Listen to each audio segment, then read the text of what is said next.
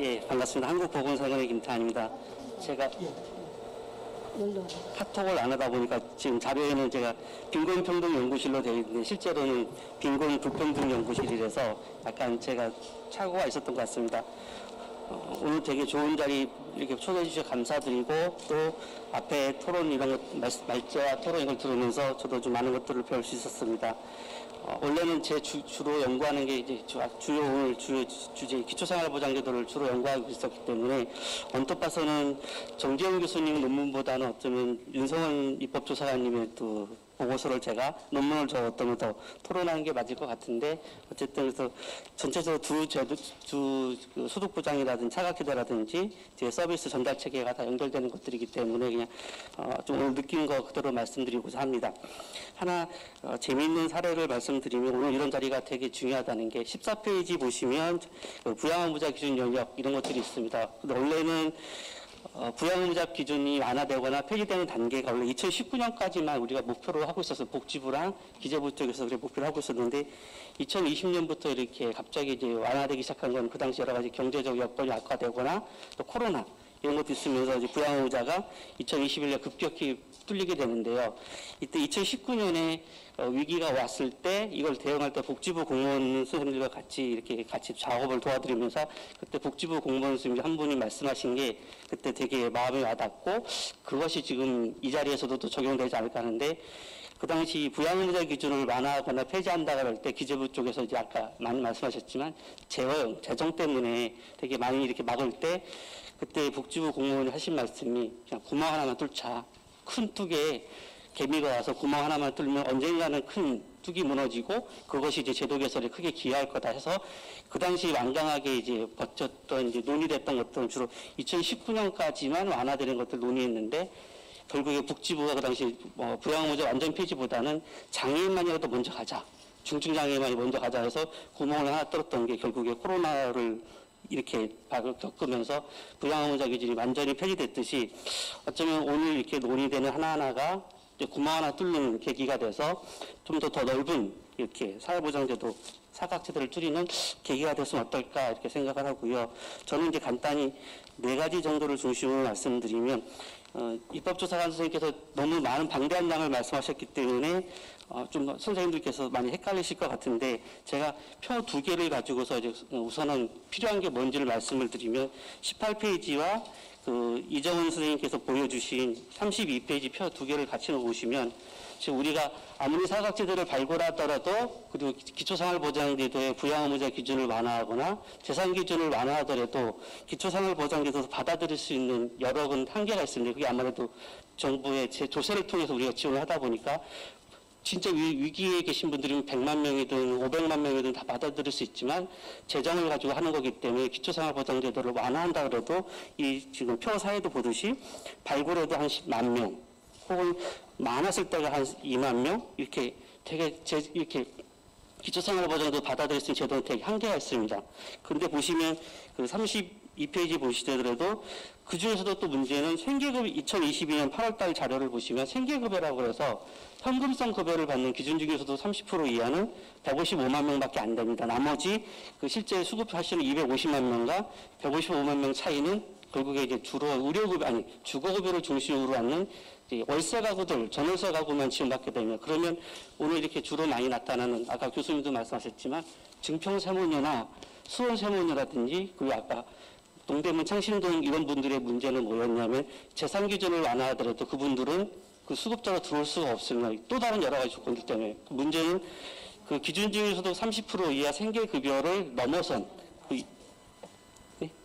30%를 넘어선 분들, 주로 이제 오늘 말씀드리는 긴급복지지원제도가 75% 이하인데 30%부터 75% 사이에 있는 위기가구들에 대해서는 우리가 지원할 수 있는 제도가 하나도 없습니다. 아까 이정원 선생님께서 말씀하신 발굴을 해도 지원제도가 없다. 이 말씀이 결국에 그 30%, 70% 사이에, 75% 사이에 있는 분들인데 이분들 같은 경우는 예를 들어 아까 지금 수원세무녀나 증평모녀 같은 채무부담 같은 문제들이 있을 때 신용회복위원회 이런 쪽에서 채무부담을 완화시키면서 복지부에 또 다른 이 사회를 지원해 줄 수 있는 생계든 의료든 무슨 제도들이 있었으면 글로만 연계됐어도 우리가 그 사각지대를 되게 해소할 수 있었음에도 불구하고 그런 문제들을 우리가 아직도 만들어내지 못하고 있는. 근데 지금 외부에서는 여기서 또 하나 걸리는 것들은 이제 주로 이 30%부터 70% 사이에 있는 분들에 해당되신 분들이 노인이 되시기 전에 그래도 조금 안정적인 직장에 계신 분들이 있다가 그 소득이 떨어지면은 노인이 돼서는 노인빈곤 문제를 경험하고 계시고, 그다음 근로연령층에 계신 분들은 실직을 하시거나 코로나처럼 이번에 사업이 되게 안 되셔가지고 폐업을 하셨을 때 받을 수 있는 제도들이 없는 문제들이 있습니다. 근데 거기를 도와줄 수 있는 제도들이 결국에 EITC라고 하는 근로장려급이거나 혹은 청년들을 위해서 최근에 한국형 수력부전에서 국민취업지원제도 이런 것들이 있고, 또 복지부는 긴급복지지원제도가 있는데 이것들이 서로 따로 놀고 있는 것들입니다. 다 중요하게 이분들을 보호하고 도와드려야 되는데 이것들이 각자 놀고 연계가 안 되다 보니까 아까 이정은 팀장 선생님 말씀하신 대로 제도 간 연계라든지 공무원들이 무슨 제도를 알고 있어도 지원하지는 못하는 이런 문제들이 있기 때문에 이런 30% 이상 기준적인 소득으로 보시면 30% 이상 혹은 중소득 100% 이하의 이분들을 우리가 어떤 제도로 보여줄 거에 현재 좀 많은 고민이 필요하다 이렇게 말씀드릴 수 있고요. 두 번째로는 그동안 우리가 제도를 개선할 때 너무 큰 그림만 그리려고 했다. 부양문제 기준 개선하면 아까 이정원 팀장님도 말씀하셨을 때 6천억 뭐 혹은 어떤 제도를 개선하면 1조 이상 들어가는 큰 돈들을 우리가 관심을 가졌는데 실제로 여기 돌아가신 수원 세문이라든지 최근에 수원 세문을 저도 따라하다 보니까 아들이 되게 부도 이후에 아들이 되게 영케어로서 가족 부양을 했는데 이런 보이지 않는 쪽에 있었던 그러나 우리가 그동안 사각지대에 있었던 이런 분들에 대한 제도 개선에 대해서는 큰 그림에 대한 제도 개선은 많은 관심을 가졌지만 작은 부분에 대한 관심 많이 못 가졌던 것들이 좀 한계 있지 않았을까? 영케어로 문제라든지 보호 종료라든지 지금 자립지원 청년 이렇게 말씀드리는 이런 분들은 지금도 있지만 우리가 그동안 많이 간과했기 때문에 이제 세밀하게 이런 부분들을 우리가 어떤 제도로 보여줄까 이런 것들을 좀 도움이 필요하다, 지원 제도를 만들 필요가 있다 보고요. 세 번째로는 소득보장제도는 기본적으로 이제 공공구조 이런 것도 하기 때문에 소득 자산 기준을 보게 됩니다. 그런데 수원 세모년을 보다 보면 그 아들이 그 가족을 부양하면서 일을 했지만 그 어머니 같은 경우는 두 딸이 몸이 안 좋으시기 때문에 어머니가 그 딸들을 보호할 수밖에 없었던. 근데 만약에 우리가 돌봄 서비스라는 것들이 지금 많이 만들어지고 있지만 그 돌봄 서비스가 미리 이분들한테 갔으면 혹시 어머니도 이렇게 일을 다니셨으면 이런 되게 위기 상황은 안 갔을 텐데 하는 걸 느끼면 결국에 우리가 사회 서비스 같은 것들을 제공할 때도 보면 거기도 좀 소득과 재산 기준을 막 이렇게 넣게 되는데 요즘 이제 교수님들이라든지 연구자들이 많이 말씀하시는 같은 것들은 서비스라든지 이런 돌봄이 필요한 것들은 소득 재산이 아니라 우선 욕구별로 가야 된다. 그래서 위기가 하고 있으면 먼저 지원해드리고 혹시 소득이 높거나 재산이 많은 경우 나중에 구상권을 하거나 따로 자기가 이렇게 페이를 이렇게 급여를 이렇게 받은 것들을 일정 보상할 수 있도록 하는 것이고 해야지 그 똑같이 소득 보장제도처럼 똑같은 기준을 잣대를 하다 보니까 이 수원 세무녀처럼 아들은 되게 밖에서 힘들게 근로빈곤주로 되게 힘들게 일하고 어머니는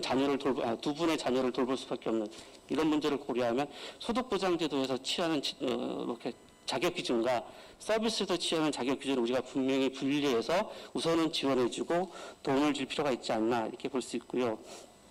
그리고 이제 교수님이 말씀하신 거라든지 이정은 신 선생님께서 말씀하신 전적으로 다 동의하는 게 전달 체계 문제를 분명히 우리가 한번 개편을 해야 된다. 지금 아까 말씀드린 채무 문제가 있는데 아마 우리가 채무 문제 있으면 신용회복위원회나 서민금융진흥원을 가지만 거기서는 채무 관련된 건 우리가 충분히 상담을 받지만 실제로 우리 아이를 우리가 돌봄이 필요한데 어디 가서 도움을 받을까 물어볼 때 과연 서민금융진흥원이나 이런 쪽에 계신 분들이 아실까? 실제로 그쪽에서는 많은 그런 제도들을 만든다 하지만 실제로 이쪽 부분에 대한 복지 부분에 대한 정보라든지 노하우 이런 게 없다 보니까 이런 게 잘 연계가 안 되듯이 또 마찬가지 고용노동부 쪽에서도 고용복지 플러스 센터라고 해서 장기 실업자라든지 이런 분들을 도와주는 제도가 있지만 구직급여만 주고 나서 어떤 서비스를 줄지 모르기 때문에 결국에는 이런 모든 서비스들이 좀 약간 통합되고 잘 전달될 수 있는 체계를 구축해 나가야 되는데 그게 아까 교수님도 말씀하시고 이정원 선생님도 말씀하신 그런 부분들이 아닌가 하고요. 그리고 궁극적으로는 그런 것들을 하기 위해서는 우선 필요한 것들은 아무래도 이렇게 그분들의 교육이라든지 업무 부담을 좀 줄여줄 수 있는 제도 이런 것들이 좀 같이 만들어지는 게 좀 필요하지 않을까 좀 볼 수 있고요. 어쨌든 오늘 이 자리가 좀 여러 가지 많은 대안들이 나와서 지금 앞으로 이런 수원 서문이라든지 증평 이런 부분들이 발생하지 않았으면 하는 것들이 또 하나의 바람이고요. 마지막으로 하나 이제 좀 이제 기초생활보장제를 보는 사람으로서 약간 이제 하나 이제 선생님께서도 많이 간과하시고 계신 게 19페이지 보시면 윤성원 선생님께서 지나치게 소득 기준주기 소득으로만 하기 때문에 우리가 지금 물가 상승률을 수급자들 많이 이제 올라갔기 때문에 수급자 생활이 어려우니까 물가를 좀 반영해 주십시오. 이런 말씀들을 많이 하시는데 2015년에 맞춤형 급여로 바뀌면서 지금 기준주기 소득을 산정할 때는 물가를 반영할 수 없게 되어 있습니다. 그냥 통계청에서 소득 증가만 가지고 반영을 하도록 되어 있기 때문에 아무리 주변에서 혹은 참여연대도 이렇게 수급자 단체에서 물가를 반영해 주십시오 하더라도 물가를 반영할 수가 없습니다. 지금은. 그 인플레이션이 아무리 올라가도 소득이 그거를 따라가지 않으면 기준주기 소득은 올라가지 않게 되어 있습니다. 그래서 이런 부분을 지금 오늘 이렇게 국회의원님들이 오셨기 때문에 복지부도 그걸 되게 고민하고 있습니다. 왜 처음에 맞춤형을 만들 때 이렇게 하면 좋을 줄 알았는데 생각보다 물가가 많이 올라가는데 우리 기준주기 소득은 소득만 반영하게 돼 있기 때문에 기준주기 소득 산정할 때 여기 좀 물가 상승률도 이렇게 좀 반영할 수 있도록 좀 제도 개선을 좀 해주셨으면 하는 것들을 좀 말씀드리고자 합니다. 네, 이상입니다.